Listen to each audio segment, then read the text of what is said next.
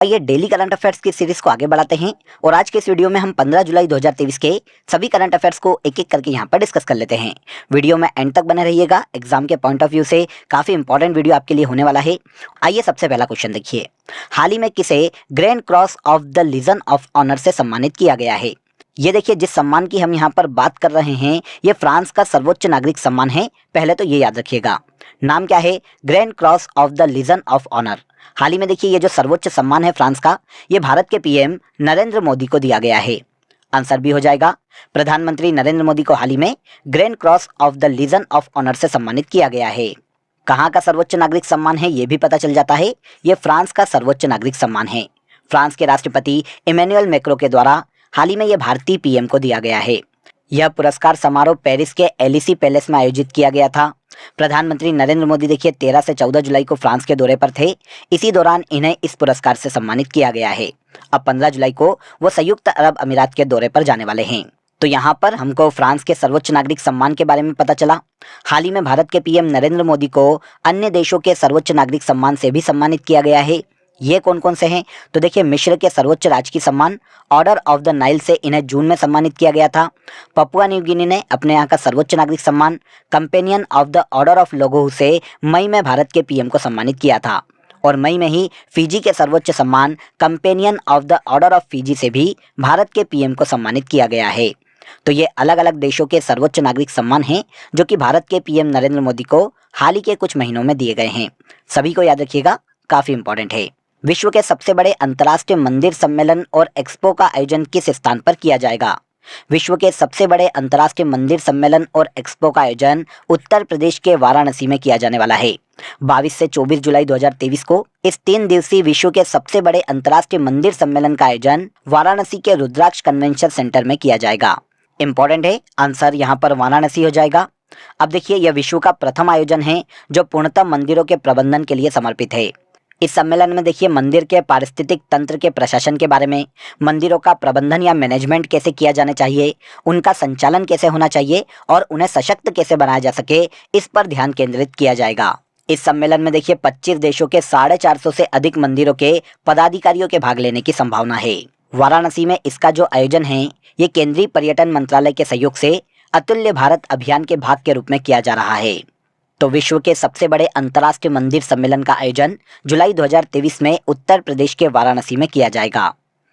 इसके बाद next question पर आइए, हाल ही में 2 Obra D thermal power project के लिए किस राज्य के मंत्रिमंडल ने मंजूरी दी है? तो Obra D thermal power project, इसके 2 प्लांट देखिए उत्तर प्रदेश राज्य में लगाए जाने वाले हैं। हाल ही में उत्तर प्रदेश के मंत्रिमंडल ने उत्तर प्रदेश के सोनभद्र में 2 Obra D thermal power project के निर्माण को मंजूरी दी है। अब ये 2 थर्मल पावर प्रोजेक्ट के जो प्लांट है वो कितने कितने मेगावाट क्षमता के होने वाले हैं? तो इनकी क्षमता देखिए एक की 800 मेगावाट होगी, मतलब टोटल मिलाकर ये दोनों थर्मल प्लांट 1600 मेगावाट के होने वाले हैं। इस परियोजना का उद्देश्य बिजली की बढ़ती मांग को राज्य में पूरा करना और राज्य के लोगों को सस्ती बिजली प्रदान करना है। उत्तर प्रदेश ने यह थर्मल पावर प्लांट लगाने के लिए एनटीपीसी के साथ समझौता किया है। यूपी में देखिए ये जो प्रोजेक्ट है राज्य में अपनी तरह की पहली परियोजना होगी जिसमें अल्ट्रा सुपर क्रिटिकल तकनीक का उपयोग किया जाएगा। यह तकनीकी उच्च दक्षता और कम कोयले की खपत प्रदान करता है। तो इस प्रोजेक्ट को नाम दिया गया है Obra D thermal power project, जो कि उत्तर प्रदेश राज्य में लगाया जाने वाला है। हाल ही में भारत के इतिहास में पहली बार राष्ट्रपति द्रौपदी मुर्मू द्वारा देश के किस राज्य की विधानसभा को संबोधित किया गया है? तो देखिए, भारत के इतिहास में आज तक भारत के प्रेसिडेंट ने किसी भी राज्य की विधानसभा को संबोधित नहीं किया। ऐसा पहली बार हुआ है कि भारत की राष्ट्रपति द्रौपदी मुर्मू ने हाल ही में राजस्थान की विधानसभा को संबोधित किया है। तो राजस्थान की विधानसभा ऐसी पहली विधानसभा बन गई है जिसे प्रेसिडेंट ने संबोधित किया है। आप सभी जानते हैं कि भारत की प्रेसिडेंट द्रौपदी मुर्मू 3 दिवसीय राजस्थान के दौरे पर हैं। राजस्थान की कैपिटल जयपुर, यहाँ के मुख्यमंत्री अशोक गहलोत हैं और यहाँ के गवर्नर के पद पर वर्तमान में कलराज मिश्र हैं। भारत के इतिहास में पहली बार भारत के प्रेसिडेंट ने राजस्थान की विधानसभा को हाल ही में संबोधित किया है। अगला इंपॉर्टेंट क्वेश्चन देखिए, हाल ही में किस राज्य के आजीविका मिशन को स्कॉच पुरस्कार से सम्मानित किया गया है? तो जम्मू कश्मीर राज्य के आजीविका मिशन को हाल ही में स्कॉच पुरस्कार से सम्मानित किया गया है। जम्मू कश्मीर ग्रामीण आजीविका मिशन को देखिए गोल्डन श्रेणी में स्टेट ऑफ गवर्नेंस इंडिया 2047 की थीम के तहत स्कॉच पुरस्कार हाल ही में प्रदान किया गया। अब बात आती है कि ये ग्रामीण आजीविका मिशन जम्मू कश्मीर में है क्या। तो देखिए यह जो योजना है फ्रेंड्स, ये जम्मू कश्मीर में स्वयं सहायता समूहों को मार्केटिंग अपॉर्चुनिटीज प्रदान करने का कार्य करती है। जम्मू कश्मीर में ग्रामीण आजीविका मिशन ने कई महत्वपूर्ण कार्यक्रम भी शुरू किए हैं। जैसे देखिए अवसर योजना, उम्मीद महिला हाट या फिर जिला ग्रामीण हाट, ये जम्मू कश्मीर में ग्रामीण आजीविका मिशन के तहत शुरू किए गए हैं, ताकि जम्मू कश्मीर में जो स्वयं सहायता समूह हैं उन्हें मार्केटिंग अपॉर्चुनिटीज उनके प्रोडक्ट के लिए प्रदान की जा सके। तो जम्मू कश्मीर में ग्रामीण आजीविका मिशन के इन्हीं प्रयासों के कारण हाल ही में इसे स्कॉच पुरस्कार से सम्मानित किया गया है। 2023 में पारंपरिक दवाओं पर आसियान देशों के सम्मेलन की मेजबानी कौन सा देश करेगा? वेरी वेरी इंपॉर्टेंट, नोट कर लीजिएगा। 2023 में देखिए पारंपरिक दवाओं पर आसियान देशों का एक सम्मेलन होने वाला है, जिसकी मेजबानी इस साल भारत करने वाला है। आंसर डी हो जाएगा। भारत देखिए 20 जुलाई 2023 को पारंपरिक दवाओं पर आसियान देशों के सम्मेलन की मेजबानी करेगा। लगभग देखिए एक दशक के बाद इस सम्मेलन का आयोजन नई दिल्ली में किया जा रहा है, जिसकी मेजबानी विदेश मंत्रालय, आसियान में भारतीय मिशन और आसियान सचिवालय के सहयोग से आयुष मंत्रालय के द्वारा की जाएगी।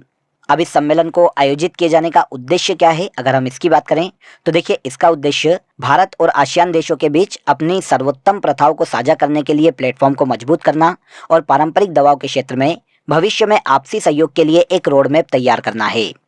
आसियान का आपने काफी बार नाम सुना होगा। आसियान को दक्षिण पूर्वी एशियाई देशों के समूह के रूप में जाना जाता है, जिसमें वर्तमान में देखिए टोटल 11 देश सदस्य हैं।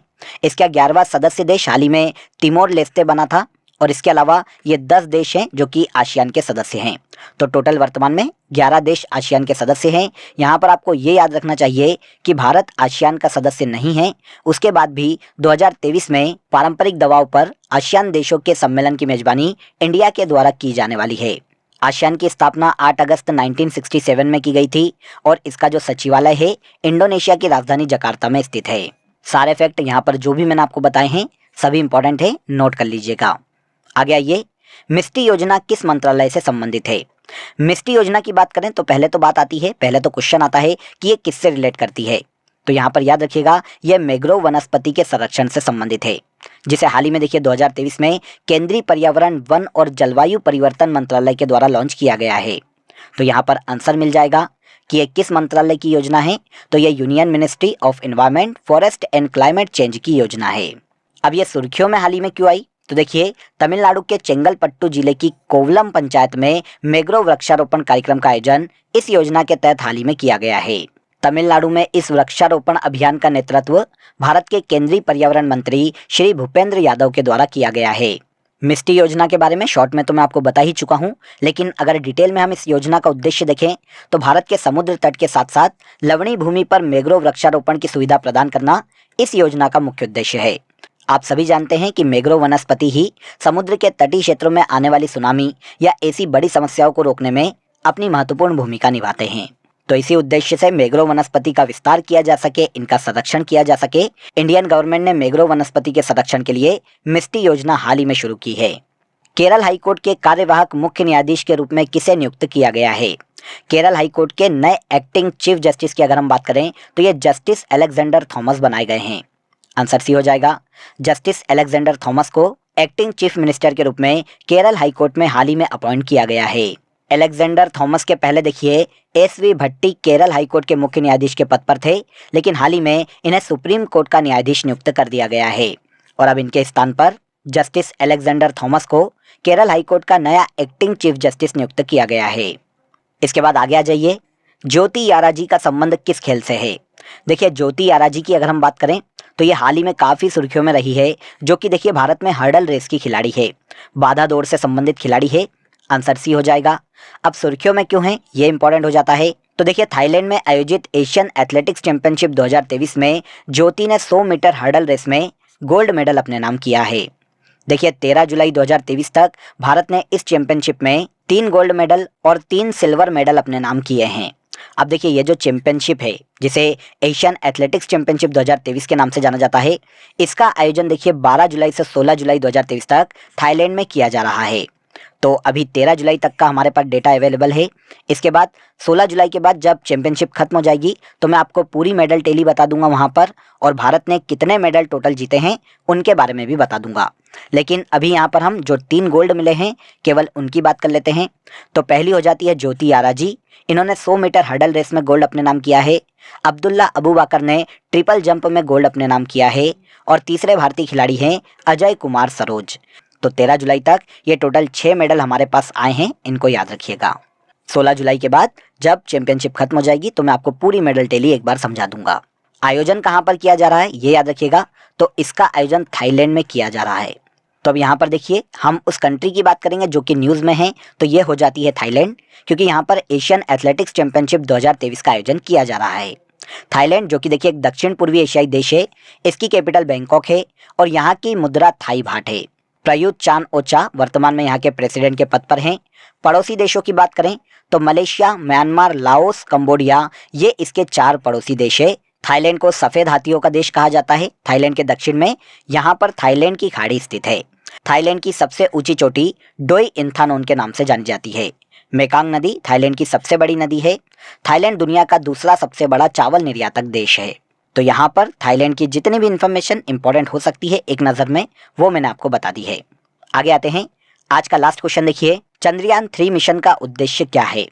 तो पहला ऑप्शन देखिए, चंद्रमा की सतह पर सुरक्षित और सॉफ्ट लैंडिंग करना, रोवर को चंद्रमा पर घूमते हुए प्रदर्शित करना और यथास्थान वैज्ञानिक प्रयोगों का संचालन करना। ये सभी उद्देश्य हैं चंद्रयान 3 मिशन के। तो आंसर डी हो जाएगा, उपरोक्त सभी। देखिए ये जो क्वेश्चन है नॉर्मली जब आप किसी स्टेट की पीएससी मेंस देने जाते हैं या फिर यूपीएससी प्री देने जाते हैं तो इस तरह के क्वेश्चन वहां पर हमें देखने को मिलते हैं। इसीलिए थोड़ा सा टेक्निकल क्वेश्चन है तो इसको थोड़ा सा ध्यान से पढ़िए। क्या उद्देश्य है ये पूछा जा सकता है, तो यहाँ पर जो हमारा क्वेश्चन है वो उद्देश्य से ही हमने कवर किया है। तो आप सभी जानते हैं कि चंद्रयान 2 कुछ टेक्निकल एरर के कारण असफल हो गया था। तो यहाँ पर चंद्रमा की सतह पर उस वक्त हम लैंडिंग सुरक्षित नहीं करवा पाए थे, तो अब सुरक्षित और सॉफ्ट लैंडिंग कराना हमारा उद्देश्य है। रोवर हमारा चंद्रमा पर घूमते हुए प्रदर्शित हो, ये हमारा उद्देश्य है। और यथास्थान वैज्ञानिक प्रयोगों का संचालन करना, जहां पर चंद्रयान 3 को उतारा जाएगा चंद्रमा की सतह पर, वहां पर वैज्ञानिक प्रयोग किए जा सके, उनका संचालन किया जा सके, ये चंद्रयान 3 मिशन के मुख्य उद्देश्य हैं। क्लियर हो जाता है। सारी जानकारी मैंने आपको दे दी है। छोटी छोटी इन्फॉर्मेशन मैं आपको कुछ सेशन पहले भी दे चुका हूं, लेकिन एक बार फिर हम कवर करते हैं। देखिए 14 जुलाई 2023 को आंध्र प्रदेश के श्रीहरिकोटा द्वीप पर स्थित सतीश धवन अंतरिक्ष केंद्र से चंद्रयान 3 मिशन को 2:35 पर सफलतापूर्वक लॉन्च किया गया है। पहले भी मैंने आपको बताया था कि लॉन्च व्हीकल मार्क 3 के माध्यम से इसे लॉन्च किया गया है। अगर सब कुछ सही रहता है तो 23 या 24 अगस्त को चंद्रयान 3 चंद्रमा की सतह पर उतर जाएगा। चंद्रयान 3 देखिए लगभग 42 दिन बाद चंद्रमा के दक्षिणी ध्रुव पर मेंजिनस यू क्रेटर के पास उतरेगा। चंद्रयान 3 की लागत की बात करें तो 615 करोड़ इसकी टोटल लागत है और इसका कुल वजन लगभग 3900 किलोग्राम है। तो यहाँ पर सारी इन्फॉर्मेशन चंद्रयान मिशन के बारे में भी आपको मिल गई और 15 जुलाई 2023 के जितने भी इंपॉर्टेंट करंट अफेयर्स थे उनको हमने यहाँ पर डिटेल में समझ लिया। अब आ जाइए आज की फैक्ट शीट को हम आगे बढ़ाते हैं और मार्च माह के महत्वपूर्ण दिवस, अंतर्राष्ट्रीय दिवस को यहाँ पर देख लेते हैं। देखिए 1 मई को सबसे इंपॉर्टेंट इंटरनेशनल वर्कर डे, जिसे अंतर्राष्ट्रीय मजदूर दिवस के नाम से जाना जाता है, ये मनाया जाता है। महाराष्ट्र दिवस भी 1 मई के दिन ही मनाया जाता है। प्रेस स्वतंत्रता दिवस 3 मई को मनाया जाता है। कोल मिनर्स डे हर साल 4 मई को मनाया जाता है और इसके अलावा अंतर्राष्ट्रीय अग्निशामक दिवस भी 4 मई को ही मनाया जाता है। वर्ल्ड एथलेटिक्स डे 7 मई को और इसके अलावा रविंद्रनाथ टैगोर जयंती भी 7 मई को मनाई जाती है। वर्ल्ड रेड क्रॉस दिवस और वर्ल्ड थैलेसीमिया दिवस 8 मई को हर साल मनाया जाता है। आगे आइए, 11 मई को राष्ट्रीय प्रौद्योगिकी दिवस के रूप में मनाया जाता है, नेशनल टेक्नोलॉजी डे के रूप में मनाया जाता है। 12 मई को अंतर्राष्ट्रीय नर्स दिवस के रूप में मनाया जाता है। अंतर्राष्ट्रीय परिवार दिवस के रूप में 15 मई को मनाया जाता है। वर्ल्ड टेलीकम्युनिकेशन डे और वर्ल्ड हाइपरटेंशन डे हर साल 17 मई को मनाया जाता है। वर्ल्ड एड्स वैक्सीन दिवस 18 मई को मनाया जाता है और इंटरनेशनल म्यूजियम डे भी 18 मई को ही मनाया जाता है। यहाँ पर याद रखिएगा ये वर्ल्ड एड्स वैक्सीन डे है। अगर विश्व एड्स दिवस की बात करते तो वो 1 दिसंबर को हर साल मनाया जाता है। 21 मई को नेशनल एंटी टेररिज्म डे के रूप में मनाया जाता है। 22 मई को हर साल जैव विविधता दिवस के रूप में मनाया जाता है। महिलाओं के स्वास्थ्य के लिए अंतर्राष्ट्रीय दिवस 28 मई को हर साल मनाया जाता है और इसके अलावा 31 मई को एंटी टोबैको डे के रूप में मनाया जाता है। सारे डे इंपॉर्टेंट थे। आई होप आपको समझ में आ गए होंगे। अब आज के लिए आप सभी का क्वेश्चन ऑफ द डे है कि हाल ही में छोड़ा गया चंद्रयान 3 चंद्रमा के दक्षिणी ध्रुव पर किस क्रेटर के पास उतरेगा। आज के इसी सेशन में हमने इसको डिस्कस किया है। आई होप आप इसका आंसर इजीली कमेंट बॉक्स में दे पाएंगे। आज के इस वीडियो में बस इतना ही। अगर वीडियो अच्छा लगा हो तो वीडियो को लाइक और शेयर कर दीजिए, चैनल को सब्सक्राइब कर लीजिए। कल फिर मुलाकात करेंगे नेक्स्ट डे के करंट अफेयर में। तब तक अपना ख्याल रखिए। जय हिंद, जय भारत।